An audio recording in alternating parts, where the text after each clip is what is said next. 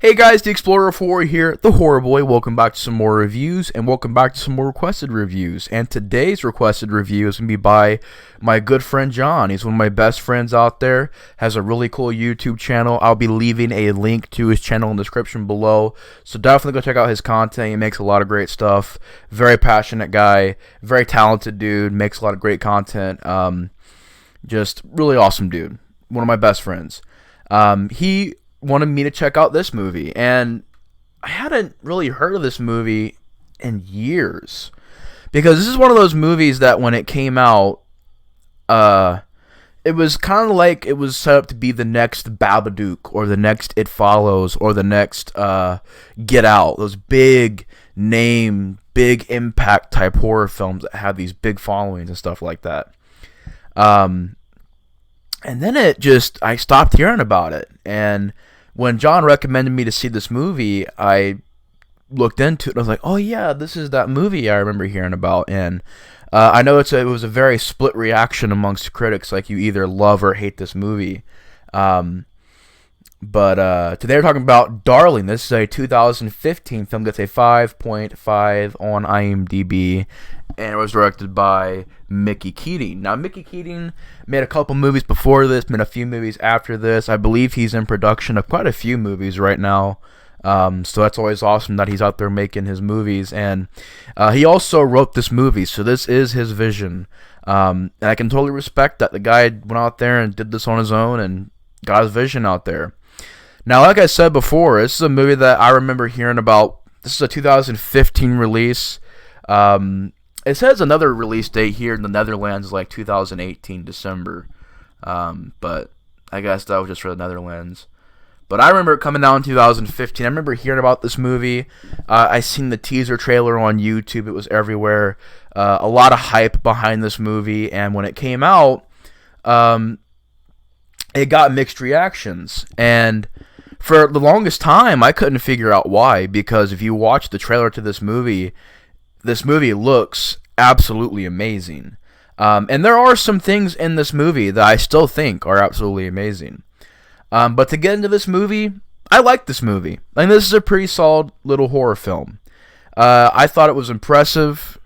I'm pretty sure the budget wasn't huge. I'm just assuming it wasn't a massive budget. But, you know, I got a lot of respect for filmmakers who go out there and try to make their own visions. It's not really giving me a budget right now, but I really respect filmmakers who go out there and they make their own films, they make their own visions, and the studio doesn't tamper with their visions. They're able to make it on their own. It says here not rated, so I don't know if it got released or not, like in theaters. I'm not sure, but yeah, this is a movie that I enjoyed quite a bit. I know this is a very controversial horror film. I don't know. It's just the way that's received. Like, you either love it or hate it. For me, I didn't hate it or absolutely love it. There are some things in the movie that obviously are flaws or problems for me that make it kind of just be on more of a just, I like the movie. I really enjoyed the movie. I wouldn't put it on like the level of like It Follows and Get Out and stuff like that. But again, this is just a movie that I take for what it is. I think it's a pretty damn good little horror film. First of all, to get into the positives, well, I guess before we get into that, I guess to get into the story. Very basic story. This lady has to watch over this house, and you think maybe she has a past, maybe she has some demons that she's dealing with, and meanwhile there is this story that one of the previous owners of the house had committed suicide, killed herself, and you're made to believe that there's supernatural activity going on. It's kind of a haunted house movie, but at the same time, it's a really clever thing where it goes one way and then it turns out to be another thing. I don't want to spoil anything because if you haven't seen Darling yet, I recommend it. It's a movie that I think all horror fans should see and really judge it for themselves and really get their own opinions out there, because I enjoyed the movie quite a bit. And, you know, it nailed everything that I really enjoy about films. Like, I'm very visual dude and very audio dude. Like, If you have a good soundtrack and some creepy noises and stuff, I'm the guy that picks up on that. If you have some great looking visuals and you got some awesome lighting and you're able to do techniques with the camera, I pick up on that. Most people just focus on how much action's in a movie, how many chase scenes are in a movie, how many jump scares. Really, with me, I'm more of an atmospheric guy. I like movies that have an aura to them, an eerie feeling to them. And this movie nailed that for me. It nailed a lot of things for me. Yeah, a couple things I thought were issues here and there, but like not anything major to where I would say, oh, I hate this movie. I would just say I liked the movie. I enjoyed it. But basically, like I said, this girl, she's there. She is experiencing supernatural activity, and she meets this guy on the street. Something springs out of loose in her head, and basically she begins to kind of lose grip on reality, and we start seeing her change. And the rest of the movie, it's just the cycle of maybe she's possessed, maybe she's crazy, you don't know. And the movie kind of spirals from there. And the first thing I want to get into is, like I said, the visual aspect. This movie is really good looking. It's shot very beautifully. I think the director, Mickey Keating, did a great job filming this movie. It looks great. It's in black and white. I love that because not many movies nowadays are in black and white, and I love that look for film. It's just something about that look to me that makes it seem classic. It makes it seem, just nice to look at. Like, it's good to see that because we're so used to polished movies nowadays, and black and white doesn't really get used anymore. So it's always cool to see movies like this, like The Lighthouse, utilize the black and white stuff. So I like that. I think it gives a cool look to the movie. There's a lot of trippy visuals in this movie, a lot of sporadic editing, which certain times it became noticeable, but I didn't think it was out of control. I didn't think it was like every single second. It was there. It was sporadic editing, but it was done to make you feel more uncomfortable, and I thought it worked for what it was. But it has some cool techniques they use, like shaky cam, but not really. Like, it's a weird, I don't know how to describe it. It's like a zoom shaky cam. Like if you shook a camera and you zoomed in at the same time. They do a lot of that stuff. They do a lot of weird camera angles and just shots on somebody's face staring into the camera. Kind of that classic Kubrick shot. The movie does feel like a lot like The Shining. Like, it has this shining, eerie feel to it. And maybe it's because it is about isolation a little bit. It is about possession a little bit. It is about supernatural stuff a little bit. And it's about a person kind of going down this dark path. So it does have this really cool, shining feel to it. The atmosphere really comes alive in this movie. There's a lot of scenes that I think are really chilling and really well shot and well done, and they look good. So visually, this movie looks great.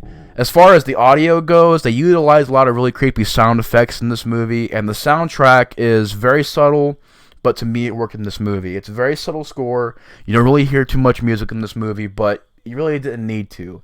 It's much more about the visuals and the sound effects. When the score comes in, though, it's a good, light, synthy, dark kind of score. It's cool sounding. I really like that. The lead actress, I thought was a great actress. There are certain scenes where she breaks down and has emotional moments, and I thought she really sold them well. Her acting was phenomenal in this movie. I like how the story veers you one way because we're so used to these paranormal ghost movies nowadays. Most of the time we can kind of guess where the story's going. Oh, okay, what now? Possessed doll, maybe a Ouija board, maybe floating levitation type stuff. I like how it takes you down that road, and then I'll just say this, I don't want to spoil too much, but it does some clever things to where it makes you go, okay, it could be supernatural, it could be a person going crazy, it could be all kinds of things that's going on. I like movies that do that, like Jacob's Ladder does that. There's a movie I've seen called Session 9 that does that idea really well, where it could be supernatural or it could be, crazy people. It's up to you. I like movies that do that kind of leave it up to the audience, but not like to where it's ridiculous. I think here it's done the right way, where it's left up to you, you know. And there are certain shots where, a lot of it they don't show. They don't show a lot of things in this movie as far as like revealing, which I guess I can get to in a second, but they do a lot of great build up to certain things in this movie, and them not showing you these things, or them not showing you maybe like ghosts. You don't see ghosts. You don't see like any of that stuff. It's a lot more of the subtle stuff, and I like that. But yeah, that was really well done. The story I thought was simple, but I like simple horror stories. And I thought here it was refreshing, because so many horror films nowadays try to be this big elaborate timeline, this big elaborate story, and with all these little details here and there. This one's just, it is what it is. It's a very simple story, and I like it for that. It's a very short movie. It's only an hour and 18 minutes, which I remember when I was watching this movie and I checked the time, I was like, holy crap, this is a short movie. And it is. It's a very fast-paced movie. You pop it in, you go through the experience, and then it's, you know, the movie's over. It's a really short movie. I love that because it gets to the point. It doesn't get boring.